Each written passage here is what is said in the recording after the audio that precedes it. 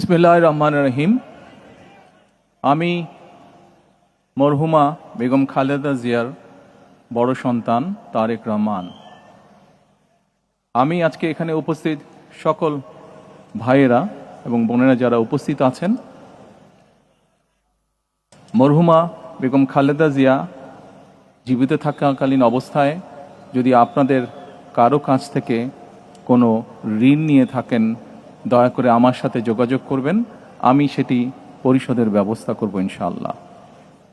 একই সাথে উনি জীবিত থাকাকালীন অবস্থায় ওনার কোনো ব্যবহারে, ওনার কোনো কথায় যদি কেউ আঘাত পেয়ে থাকেন, তাহলে মরহুমার পক্ষ থেকে আমি আপনাদের কাছে ক্ষমা প্রার্থী।